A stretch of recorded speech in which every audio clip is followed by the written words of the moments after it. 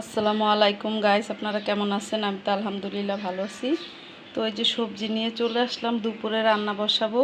কি রান্না করব সেটা নিয়ে আসলাম। এই যে মুরগি নিয়ে নিছি, আজকে পোলাও রান্না করব আর মুরগির রোস্ট করব।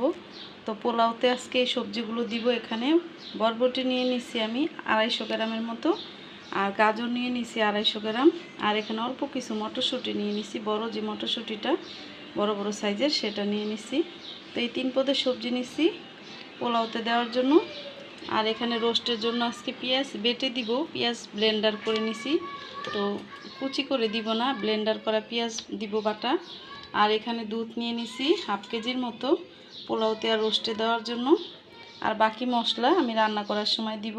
আর আজকে রেডিমেড মশলা দিয়ে রান্না করব। এই যে রেডিমেড যে রোস্টের মশলা সেটা দিয়ে আজকে রোস্ট রান্না করব। তো চলুন মাংসটা ভাজতে দিয়ে দিই, আর এইদিকে পোলাওটা বসাতে শুরু করি। তেল দিয়ে দিলাম রোস্ট ভাজার জন্য। এখন এখানে আমি মুরগিগুলো লবণ মেখে নিচ্ছি।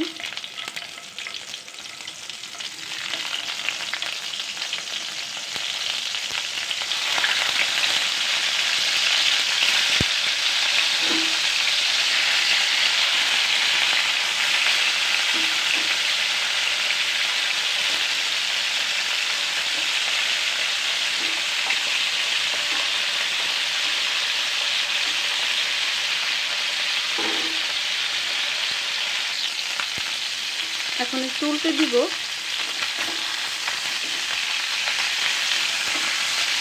বেশি ভাজলে শক্ত হয়ে যাবে, সেজন্য হালকা করে ভেজে নিব।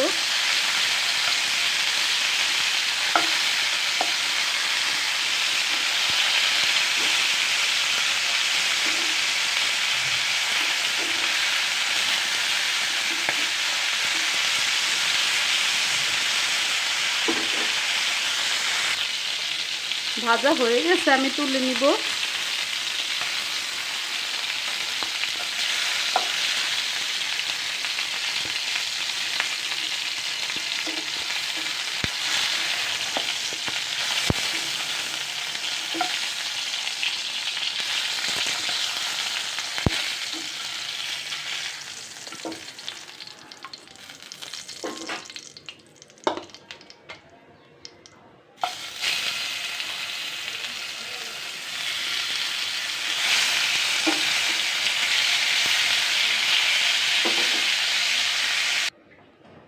তেল দিয়ে দিলাম কড়াইতে।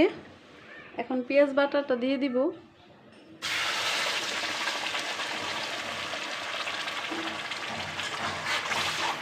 পেঁয়াজ বাটাটাকে একটু ভেজে নিব, পানিটা শুকিয়ে নিব একটু। মশলাগুলো দিয়ে দিব, আদা রসুনের পেস্ট দিয়ে দিলাম।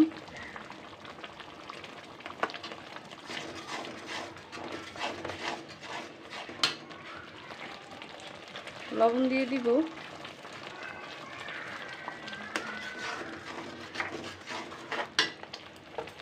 কাঁচামরিচ দিয়ে দিলাম কয়েকটা।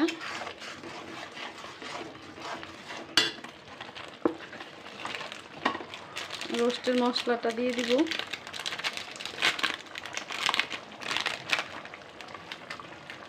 এখানে অর্ধেকটা আছে, আমি অর্ধেকটা অন্য একদিন রান্না করছিলাম, আর এই অর্ধেকটা আমি রেখে দিছি, দিয়ে দিলাম আজকে।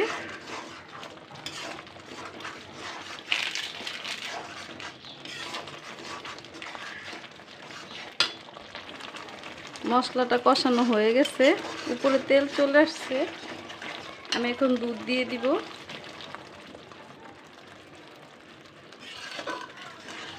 250 গ্রামের মতো দুধ দিলাম এখানে।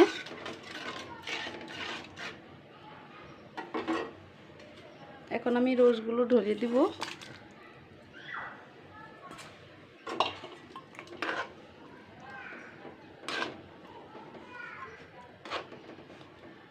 আরও একটু পানি দিয়ে দিব এখানে। আমি আরেক মগ পানি দিয়ে দিলাম রোস্টটা ভালোভাবে সেদ্ধ হওয়ার জন্য।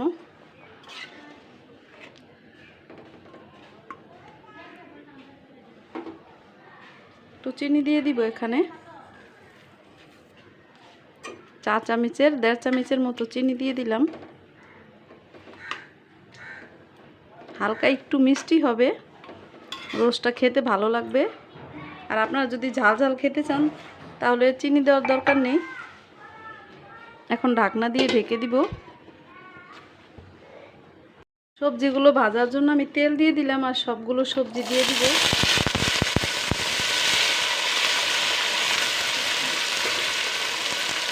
একটু লবণ দিয়ে দিব।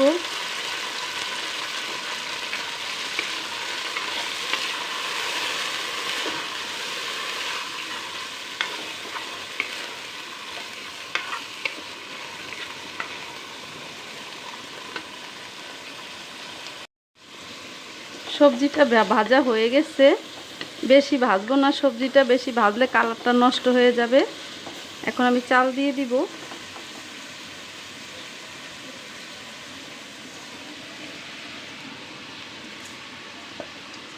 চালটা ধুয়ে ভালোভাবে পানিটাকে ঝরিয়ে নিচ্ছি।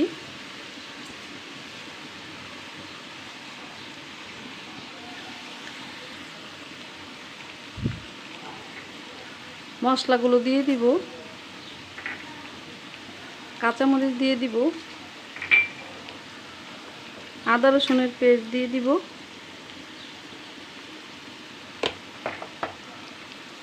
এখন আমি এটাকে একটু ভাজবো।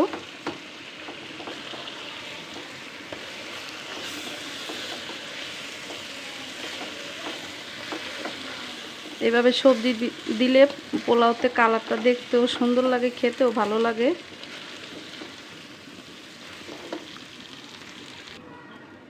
এখন আমি লবণটা দিয়ে দিব। ভাজা হয়ে গেছে। এখন আমি পানি আর দুধ দিয়ে দিব। এখানে দেখুন কতটা ঝরঝরে হয়েছে ভাজার পরে আমার চালটা। এখানে 250 গ্রাম দুধ আছে, আমি দিয়ে দিলাম। পানি দিয়ে দিব এখন। ঢাকনা দিয়ে ঢেকে দিলাম। আর ওইদিকে আমার রোস্টটা একটু দেখে আসি। একটু লাড়া দিয়ে দিব। পানিটা প্রায় শুকিয়ে আসছে, আর কিছুক্ষণ হবে।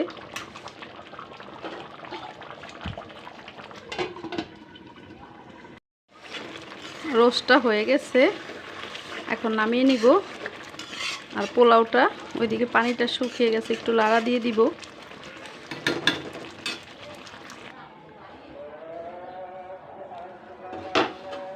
আজান পড়ে গেছে, আমার পোলাওটাও হয়ে গেছে। একটা লাড়া দিয়ে উল্টে পাল্টে দিলেই হয়ে যাবে। দেখুন কতটা কালারফুল দেখা যাইতেছে পোলাওটা। তো আমার রান্নাটা শেষ। এই যে রোস্টটা নামিয়ে নিলাম বলের ভিতরে। দেখুন দেখতে কতটা সুন্দর লাগছে। আজকে পেঁয়াজ বাটা দিয়ে করছি রোস্ট, কুচি পেঁয়াজ দিয়ে করিনি, তাও কতটা কালারফুল হয়েছে।